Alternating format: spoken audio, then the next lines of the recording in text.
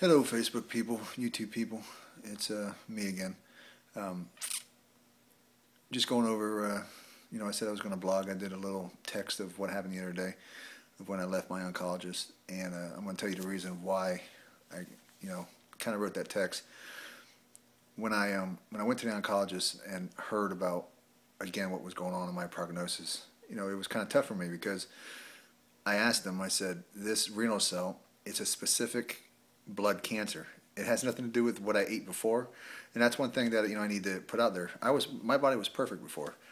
I had a resting heart rate of 58. My blood pressure was 116 over 68. I was a 210 pound, 10% body fat. Just not trying to be conceited, but I was a stud. Men envied me. Women looked at me all the time. I was just that type of person. That's how I did my body. So it was very tough for me to hear the doctor say of this renal cell, because it's a blood cancer, and he said, here's the thing that's shocking us is you don't have the gene in your blood. There's no gene. There should be no reason why this cancer is in you. If the gene was there, then it should have come up when you're 50 or 70 years old, or if you were a heavy smoker or drinker, which I am not. So the doctors are looking at me saying, we have no clue. This is a direct attack on you. This thing came out of nowhere to attack you.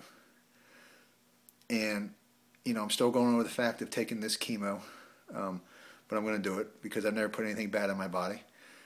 So it's tough for me to sit here and say I want to put poison in my body, but I know I'm going to fight it because of the Lord, of my strength, of what He's going to do, of this miraculous thing that's going to happen.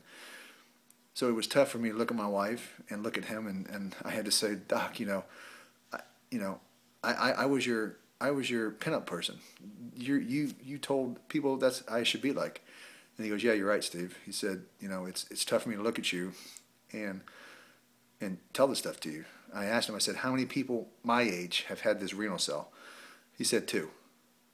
A guy a little bit older than me, came to him in '93. At that time, they had no type of help for renal cell. He died. He's done. I'm the next one. I'm the youngest one he's had in over 30 years. He's never seen it. So it was very tough for me to hear that again, of what's in store. But the Lord, when I left, I was driving, and I was just kind of down. Me and my wife were looking, and that's when the Lord stopped me, and right then He said, read this. And I pulled up the phone of my Bible, and I'm going to read it again, but I left out some parts of what He didn't say. But this is what He told me. Do not listen to what the prophets are prophesying to you. They will fill you with false hope. They speak visions of their own mind, not from the Lord's mouth. The Lord said, you will have peace, and no harm will come to you. And I knew this. When it happened, when He said it, it just came. And then He also said this. He said, but which of them has stood in the counsel of the Lord to see or hear His word? Who has listened and heard His word? See, the storm of the Lord will burst out in a wrath and a whirlwind swirling down on their heads. The anger of the Lord will not turn back until He has fully accomplished the purpose of his heart. In the days to come, you will understand it clearly. I did not send these prophets. So what He's telling me is this. They're trying to tell me stuff. I was with Him for that minute and a half, what I told you about before. I was with Him. I was with the King of Kings and the Lord of Lords. He was there, and He showed me. He brought me back when I was supposed to be dying. When I was dying on that hospital bed. And they said, there's no way that he should get up. And I got up. I was with Him. That's what I'm trying to convey. I was with the council when He said that. No harm will come to me. And He said, who has listened to His word? He said, Steve, you were with me. And then He said this to me. The Lord will roar down on high. He will thunder from His holy dwelling. And a roar mighty against His land. He will shout like those who tread on grapes. Shout at those who live in the earth. Tumult will resound to the ends of the earth, and the Lord breathe charges against the nations. Weep and wail, you shepherds, roll in the dust, you leaders of the flock, for your time has come to be slaughtered, and you will fall and shattered like fine pottery. The Lord has said He's coming back. The Lord is saying He's going to do shock and awe, and He's doing that to me. Every day I get up, every day I go there, I get shocked with radiation. They've been hitting me almost 30 times with high doses of radiation. And I do my chemo. The Lord is going to beat this thing. And like I said before, it's my job, it's my purpose to try to convey of what he's doing, of how powerful it is. The fact that I woke up, the fact that I was there for that minute, it's mind-boggling at times because I have to sit and think about it. Every day I get stronger. Every day the Lord is giving me power. And when I was reading this, I broke down and cried in the car. And there was a song that he, as I read this, he told me to have this song playing. I'm going to play this song for you. And I can't listen to it because I'll...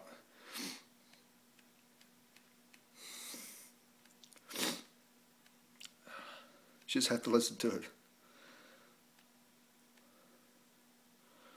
This is nothing, anything that... This is just all true. I thank you. I'll be seeing you in a couple days.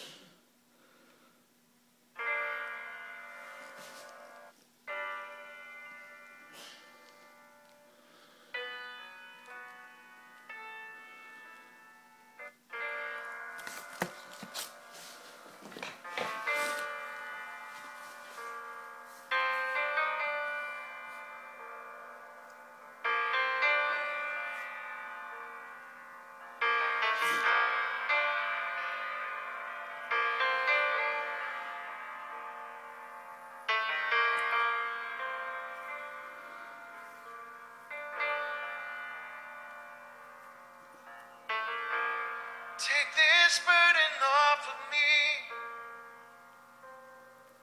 The weight is crushing and I can't find my feet. The questions flood and feelings seem to take my eyes from you. Then I surrender to my knees. Then you speak, Lord, and my heart returns to you. There's nothing more that I can do until you speak. Won't you speak, Lord? There's nothing more that I can do. I'm surrendered here to you, so won't you speak?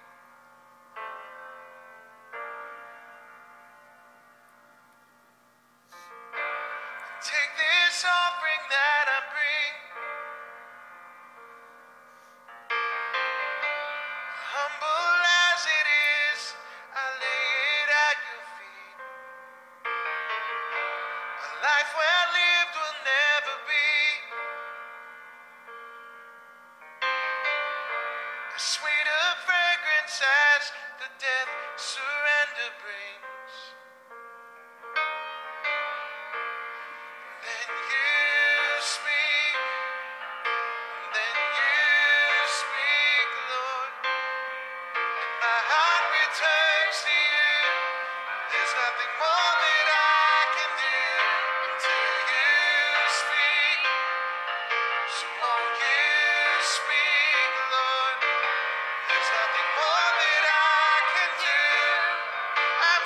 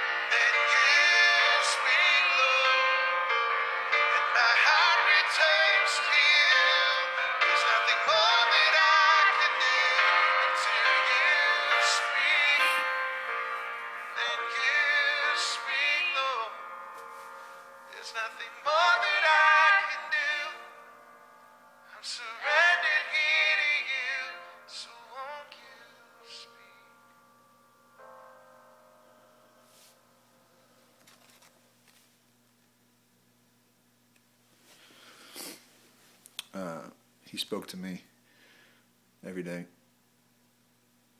I pray that he speaks to every one of you. I'll see you next week as I go in for another battle.